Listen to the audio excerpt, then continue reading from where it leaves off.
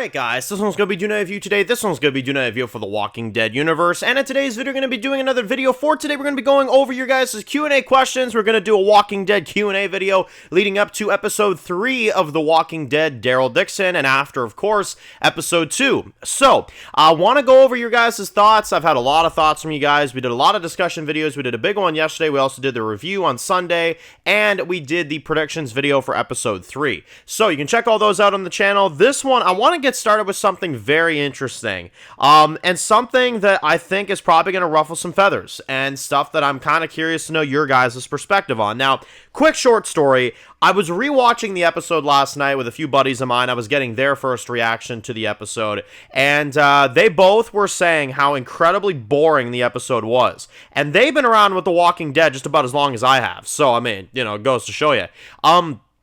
And one of my buddies said something that really stuck with me, and I was like, you know what, I'm gonna actually bring this up in the Q&A, and I really want to get your guys' opinion on it, because when he said it, I was like, man, to be honest, I think that's what's wrong with it. Genuinely, I think that's what's going on here. My buddy said this, and I was like, honestly, very true. He said that he believes that this story in Spain could work. It could. The thing that was throwing him off was that Daryl is in it. He said that he believes that if this was a standalone story, a standalone spinoff in Spain with no Daryl and Carol and this, if it was just original characters in Spain in this storyline, this would be more interesting. Because I remember they were both saying the town looks nice, the location is nice. The problem is it's not good when you have Daryl and Carol involved in it. It feels out of place. It feels just out of whack. If they weren't involved and it was original characters in a Spain spinoff series, then it would be more interesting. Then it would be, you know, but apparently, according to at least what he was saying, both of them were saying, it sounds like Daryl being in it is distracting to them because the story could work if Daryl and Carol weren't in it. It's distracting to watch Daryl and Carol in a show like this when it really could have been just a standalone show with original characters. And I completely agree with that. I completely agree. But you know what that problem is? And this is kind of what I replied with, is I said, well, you know what the problem is? Gimple just has to have Walking Dead characters in there because he knows that he won't get ratings if not. That's what you call a shameful franchise. When you can't put your own original characters up to the task of leading their own show. You know why? Because a show like Fear the Walking Dead did not succeed after a while because of the bad writing. If you have good, interesting writing and original characters, you can make a spin-off series. You can do that. I've done it for my own franchise. I have done it where I've created original characters and made a spin-off series. And it's worked. It's worked. I've had people tell me it's worked. So, it's not impossible to do so. I've seen many franchises do it. Yellowstone is doing it. They're doing a franchise with a bunch of new characters in each spinoff series, and they do well because it's original, it's different, it's exciting, it's unique, you know? I think that's the problem, and when he mentioned it yesterday, I was like, man, I have to bring this up to know if he's the only one that feels this way. I have to be honest, that is what's bugging me too. It's the fact that Daryl is in this. Because I feel like, and look, it's not about, oh, Dan, you don't like Daryl. No, I love Daryl. That's not what I'm saying here. What I'm saying is that I think if these shows were just standalone shows in Spain, because it's a beautiful location. It is. It's a beautiful town. It's really intriguing characters. It's nice, this and this. But when you put Daryl and Carol in it, you're like, it's like it's distracting to watch, you know, because you can't focus on anything else because that's all the show matters. As long as Daryl and Carol get out of it alive, nothing else matters. Season 2 made damn sure you know that. They got rid of everything that was good about the show in Season 2. You know what I mean? And now here we are, Daryl and Carol, strangers in a strange land, in this location. Now, some people would argue, well, Dan, isn't it good, though, that Daryl and Carol are leading the show? Familiar faces that we know while we're exploring these new places? Not really, to be honest, because Daryl and Carol belong in their show, in their lane. There's stuff that just doesn't belong for characters. And I think when he said that to me yesterday, my buddy, I was like, man, That's what it fucking is. That's what it is. That's what's bugging me. It's that if it's not Daryl and Carol, it doesn't matter.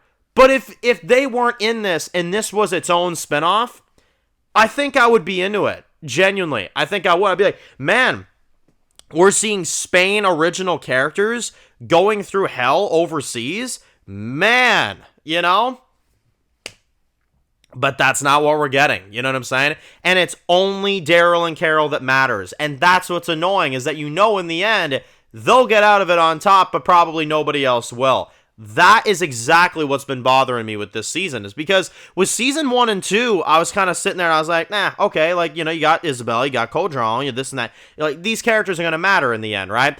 And then when they didn't, I was like, the fuck am I watching this for then? You know what I'm saying? Like what am I watching this for? I'm watching it, for sure. I'm going to keep watching it. But that's what's been bothering me about this show, is that if it's not Daryl and Carol, it doesn't matter. And listen, I'm here to watch Daryl. I'm here to watch Carol. Yes. But I would much more appreciate if I actually had characters that weren't just those two characters that actually mattered to the story. Because in the end, they're not going to keep any of these characters around. I know they're not going to do that. And I think that's what makes it difficult for me to get into it, if that makes any sense, you know? I was trying to figure out what was bothering me. Genuinely, that is what it is. And when he said it, it made it so clear to me, it was unbelievable. I was like, no, that's the fucking problem with this show, is that it's Daryl and Carol and nothing else matters. But if this was its own standalone show with no Daryl and Carol, and it was just a Spain, you know, 1 season, 2 season spinoff offshoot thing to get to explore other countries and stuff, I think I would be actually into this shit. I'd be like, damn, that's interesting, you know? But they don't have the balls to do a spinoff that isn't with the characters we love. Why? Because they're afraid about their ratings. Because they're afraid that it's going to be another Fear the Walking Dead situation. Well, guess what? That is all their fault, because Fear the Walking Dead was such shit that they don't trust themselves to make spinoffs on characters that aren't the characters that we already know and love. That's the problem with the Walking Dead franchise right there. They are not brave enough to do a spinoff that is only on characters we've never met before, when I think that would be interesting, genuinely. And I actually really hope that Gimple proves me wrong with that, because I think that is what would make this unique. If Daryl and Carol weren't involved, and Daryl and Carol were part of just the mainstream Walking Dead like per usual, and they were doing their own thing in the US, but then you had these little offshoot shows in Spain, you know, with these characters and stuff like that, then it would be interesting, because it'd be like, oh, that's unique. A Spain show? Damn. Like, you know, it's very much that type of thing. So that's the problem going on with these shows right now. And I knew it when I heard it, and I was like, damn, man, you're right. I told him, I was like, you are correct. And, yeah, I can't look at it the same. That's genuinely the problem. That is what it is. You know, it's not about, yeah, sure, the Spain, you know, the writing for the Spain storyline hasn't been the greatest either, but, you know, I could probably live with it if it wasn't, you know, a Daryl spinoff, right? That's what it is. Because a Daryl spinoff should be where he belongs. You know what I'm saying? That's what it is. So, and then fixing a boat all the time, trying to get back home, this, that. It should have been an original show with original characters. And you may say, well, Dan, what about Daryl? What about Daryl? The main show ended. You know what I'm saying? I love him too. But what about Daryl? You know what I'm saying? So if you want to do a Daryl spinoff, do one in the US. You know what I'm saying? That is the problem. That is the issue. And to be honest, it isn't even the fact that it's a Daryl show. If it was just a France show with Daryl that accidentally got over there, and then he got home within a season or two, I would take that too. But it's the constant moving to new locations with characters that aren't going to amount to anything unless it's Daryl and Carol. That's what's bugging me about this show. I'm going to try to move past it because the show's airing right now, and I got to, you know what I mean, for review's sake. But that's what's eating at me. That's genuinely what it is. So I want to know, do y'all share the same opinions I do? Or are you like, no, I love seeing Daryl go to different places, you know, and have characters that don't add up to anything, right? You know, I mean, if that's your type of show, you know, don't let me stop you. But that's what it is for me. Genuinely, that's what it is. So that's where I'm at with that. Let me know your thoughts. Now let's get into some of your questions, though, for the Walking Dead Q&A. The first one for today comes from Buzz, who says that keep telling it like it is, Dan. This review made me laugh. I must admit, I am feeling the same way. Do you remember back in the day when the trailers for the Walking Dead shows were longer? Do you remember when the story wasn't so boring and cliche like it is nowadays? And do you remember back in the day when the seasons were longer and you get more mileage out of it? Keep doing what you're doing, Dan. Well, thank you very much, Buzz. I do appreciate that. Yup, y'all know me. I always tell the truth. It's like that movie. I always tell the truth. Even when I lie, you know, it's, what movie is that from? Let me know. Yeah, I'm telling you one thing right now, that is 100% right. It is basic generic storytelling. And that's why I called it like it was in the review. And I'm going to keep doing that. You know, for the people that can't take honest reviews, because I saw a few people, they were like, oh, Dan, like, you're not watching it properly. I'm like, don't tell me how to watch entertainment. I will watch it the way I want to watch it, you know what I mean? And I will review it in the way that I want to review it, right? And that's what I tell those people. I know y'all OGs, y'all know me by now. Y'all know how I am, you know. I'm honest, I'm blunt, and sometimes I go nuts in the review. Sometimes I fucking lose my shit, because that's what makes a review. If there's no passion behind it, then what the hell am I doing? You know what I mean? If I'm really passionate about how a story should go, or how a story did go, I'm passionate, you know what I mean? Because who wants to watch a review of a guy just sitting there like, alright, there's another Daryl Dixon episode. People would fucking hate that. You know what I'm saying? So I give you the enthusiasm. You know what I'm saying? I give you the presentation. You know what I'm saying? So that's what I do. Because it's my favorite it's my favorite TV show of all time, The Walking Dead. So I'm very passionate about it. You know what I mean? Like, there's a lot of YouTubers that are really obsessed with DCU or really obsessed with, you know, this game franchise or GTA. Walking Dead is that for me. Like, you get me on a Walking Dead topic, I will get into it. You know what I'm saying? I will talk about it. I will break it down. You know what I'm saying? So when something isn't living up to that name for me, I discuss it. And to me, this spinoff is not. Not this season, at least. The last two seasons somewhat were. I really loved season 1 of Daryl Dixon. I really did. I gave that a 10. A 10 out of 10. Perfect score, you know. Season 2, not as good, but it's alright, you know what I mean? This season, I gotta tell you, they gotta pick up the pace to get me to love it. Like, right now. Like, you have to pick up the pace right now for me to even give it a 9 out of 10. Because, like, I'm on the verge. Like, I'm not going to even cap. So, yeah. In terms of that, it's, you know, you're always the most critical of the things you love. So, and I'm sure everybody knows that. So, for Walking Dead, for me, when I see something I don't like, I do go over the top with it. Because I'm passionate about it. What do you want me to say? You know what I mean? So, for those people that say, oh, you're not reviewing it correctly, you're not watching it correctly, well, you know, you're not going to get it any differently from me. I'm going to keep watching it. I'm going to keep reviewing it the way that I do. And I appreciate y'all, you know, letting me know y'all appreciate the honest reviews. Because everybody knows I don't hate on Walking Dead. When something is good, and hopefully there will be good episodes later this season, I will be more than happy to give that a happy score. You know what I'm saying? I'll be more than happy to give that a really high rating when that time comes. But until I see that, you're going to keep getting the honest criticism until I see something I think is worth giving a high rating. Because I truly hope I can do that. You know what I'm saying? That would be nice. But we'll have to see. But yeah, 100%. Going to keep on keeping it real. And I never will ever change that. That is 100% going to keep happening. The next one comes from Beast, who says that I actually liked the episode, Dan. It wasn't amazing, but it was watchable TV. Yeah, I do agree with that. I do agree that it was watchable TV. I can't say I loved it, but I will say it's passable TV for modern day Walking Dead, because modern day Walking Dead, unfortunately, ever since The Ones Who Live concluded, has been very... It just feels like low effort to me, like, especially when I watch, like, Dead City Season 2, especially when I watch, you know, this season so far. It just feels like the bare minimum. Like, it's like they're not even really trying all that much. Like, as long as they got the point A, point B, Daryl kicking people's asses, that's all that really matters. The rest is just background noise, you know what I'm saying? And that's what I don't like, right? I want a more complex story. I miss when The Walking Dead, you would watch an episode that was only 42 minutes, keep in mind. And in those 42 minutes, you would get character depth, you would get amazing, you know, emotional character moments, good action, good character drama, great cliffhangers that make you desire the next episode. Like, you physically, you can't wait for the next episode. Like, you don't feel like you're gonna make it. You know what I mean? Like, it was that good. You know what I mean? I know Walking Dead fans, you know I'm right. Like, when was that shit? Like, when you were just, fuck, I gotta wait till Sunday? Shit. Like, you know, like that type of shit. Like, I'm not saying that now. I'd perfectly fucking wait 10 weeks if they told me to wait 10 weeks for episode 3. I don't give a shit. Like, no, I missed The Walking Dead where everything was just wow, like every week. And you were sitting there just being like, holy shit, I'm addicted to this, you know? And I know shows can't be like that forever, but it feels so low, like, effort in comparison to that old shit, you know what I mean? And I'm just sitting here waiting for Walking Dead to get back to that, you know what I'm saying? Where I was dropping 10s all the time because the shit was fucking Spitfire, you know what I mean?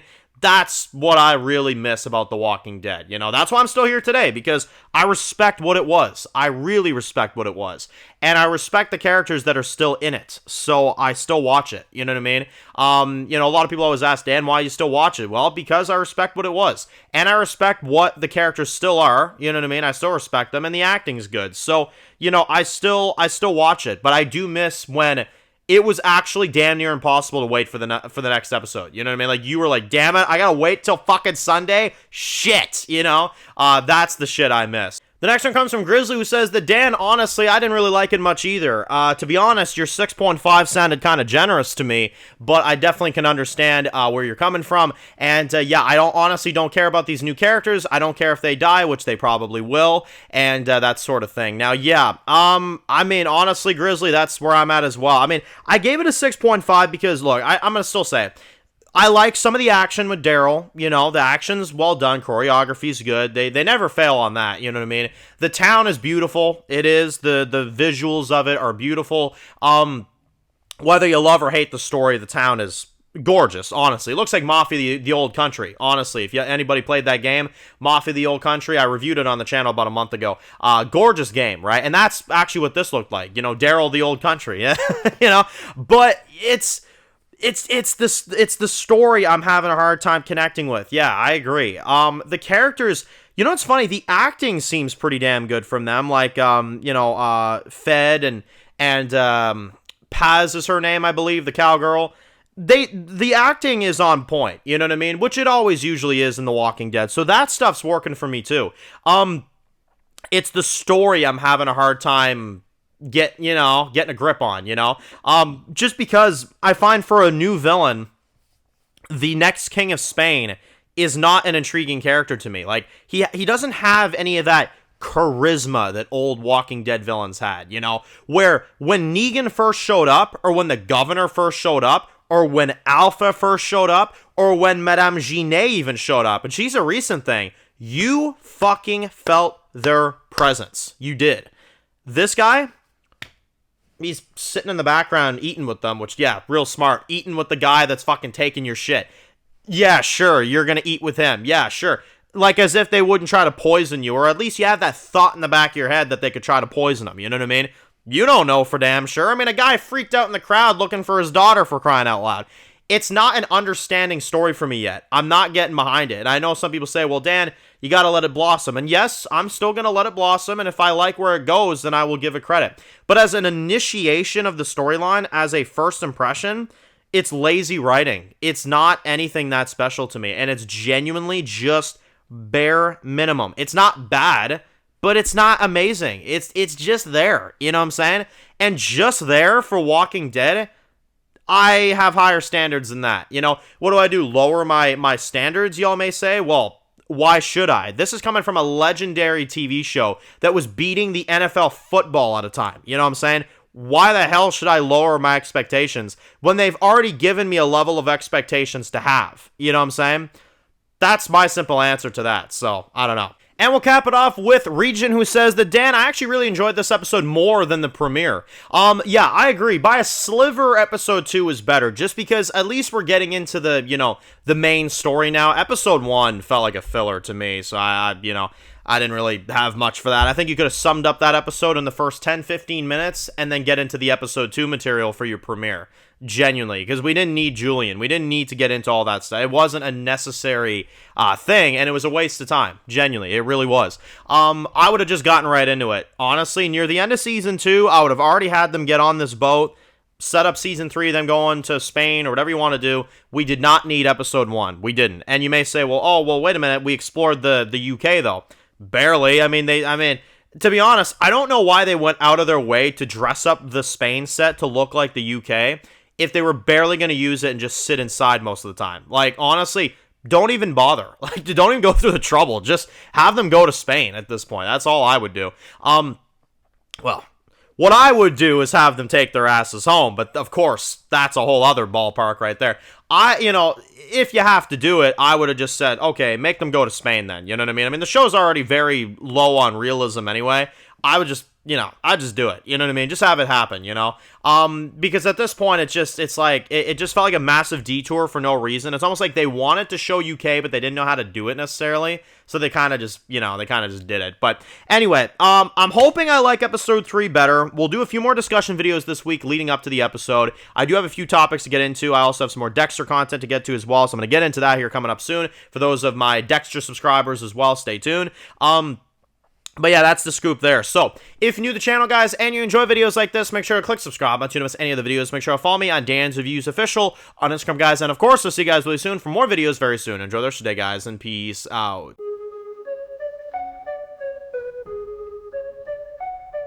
Born in the dark alleys, city of concrete. Dan's reviews blowing up, never taste defeat. Walking Dead dissected every plot twist. Beat world gone mad, TV junkies did a treat.